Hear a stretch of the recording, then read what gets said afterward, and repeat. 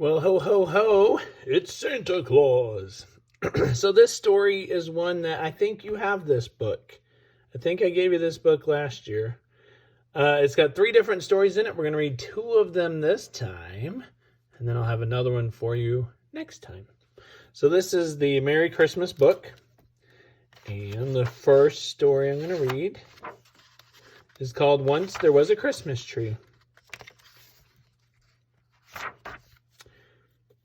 It's almost Christmas, said Mrs. Bear, and we still don't have a Christmas tree. Don't worry, said her husband. I'll find one.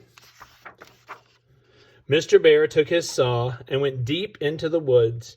There he found the biggest tree he could carry, and he brought it home. That's a big one. Mr. Bear put the tree in the living room. It's a beautiful Christmas tree, said his wife. But it's much too tall. I'll fix that, said her husband, and with his saw he cut the tree in half. Just then Mrs. Bear looked out the window. She saw Mr. Fox pulling his son on a sled. They were going into the woods to look for a tree. Why don't we give them the top of our tree, she said. Mr. Bear agreed. So Mrs. Bear tied a big bow to the top of the Christmas tree and took it outside. Yoo-hoo, Mr. Fox, called Mrs. Bear. We took our tree and made it two, one half for us, one half for you. Mr. Fox was delighted. Well, thank you so much, he said. What a wonderful present. Mr. Fox put the tree on the sled. Then he and his son turned the sled around and pulled it home. Once the tree was up, the two foxes stood back to admire it. It's the prettiest Christmas tree I've ever seen, said Little Fox. His father thought so too. They were just about to decorate their tree when Mr. Fox thought of his old friend, Mr. Rabbit. Old Rabbit lives all alone, he said, and he doesn't have a tree this year. Our tree is big, said his son. Why don't we share it with him? Good idea, said Mr. Fox.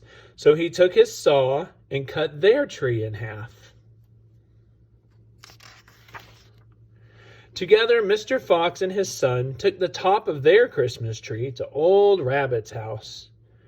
When Old Rabbit opened the door, Mr. Fox and his son said, We took our tree and made it two, one half for us, one half for you. Tears came to Old Rabbit's eyes when he saw their gift. How kind of you both, he said. Old Rabbit brought the Christmas tree into his house and put it in his window. Next, he put a silver star on top of the tree. Then one by one, he added the ornaments. Old Rabbit was almost done when, oops, one of the ornaments that looked like a carrot bounced off the tree. Almost bounced off the page. Look at that. It kept rolling until it stopped by a hole in the floor. Oh, thank goodness it didn't fall in, said Old Rabbit. That was one of my favorite ones.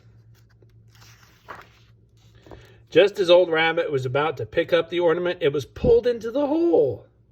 Peeking down into the hole, he saw Mother Mouse and her three children. They were trying to eat the carrot ornament. Oh, don't eat that. It's made of wood, he shouted. Old Rabbit saw that the Mouse family was hungry, so he invited them to dinner.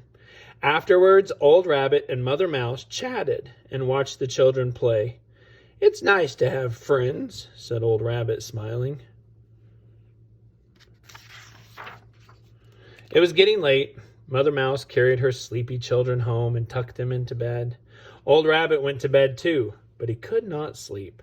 When he looked at his pretty tree in the window, he knew why. It's Christmas Eve, he thought. The Mouse family should have a Christmas tree of their own. So Old Rabbit went to the window and cut the top off his tree. Quietly, he tippy-toed over to the hole and slipped the little tree into the Mouse family's room. Merry Christmas, he whispered. I took my tree and made it two. One half for me, one half for you. Then old Rabbit tiptoed back to his bed and went to sleep.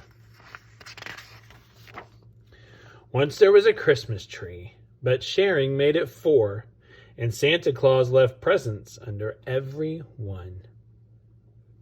Ho, ho, ho. So they took that one big tree and got 4 little trees out of it. That was nice.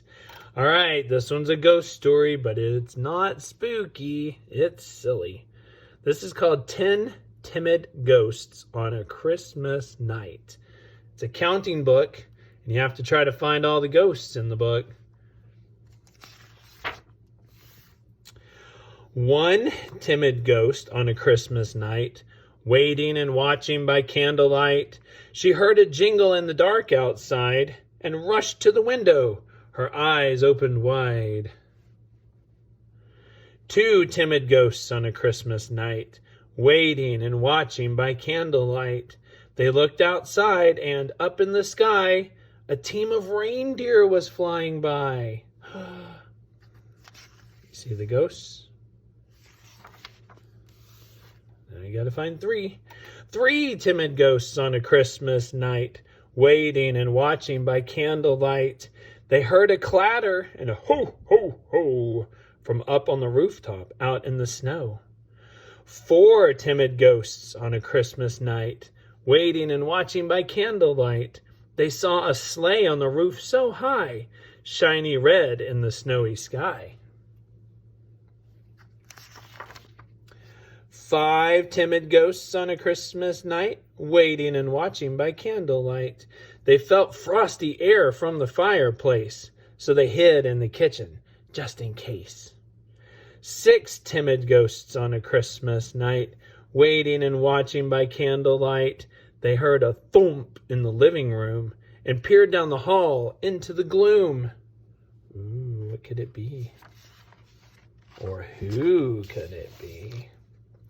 7 timid ghosts on a Christmas night, waiting and watching by candlelight. They heard some rustling and a merry hum. They crept in closer to see who had come. 8 timid ghosts on a Christmas night, waiting and watching by candlelight. They peeked round the corner and saw chocolates and fruits, peppermint candies, and big black boots. 9 timid ghosts on a Christmas night, waiting and watching by candlelight. They spied 10 stockings hung in a row, and someone in red by their tree all aglow. That's Santa's booty. What the heck? 10 timid ghosts on a Christmas night, waiting and watching by candlelight. They saw so many presents, and up on top, a bright red hat going hippity-hop. One startled Santa, whoa, on Christmas night, gave 10 timid ghosts a great big fright. Everybody scared everybody. "Hello," said Santa, "there's no need to fear. I've come to bring you some Christmas cheer." The ghosts opened gifts on that cold winter's night, laughing with Santa by the Christmas tree light.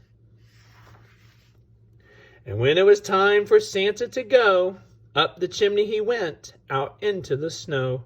The ghost waved goodbye as his sleigh took flight. "Merry Christmas to all on this wonderful night." So there's a couple of fun stories from this book. Come back next time. I've got another one for you about Stinky Face.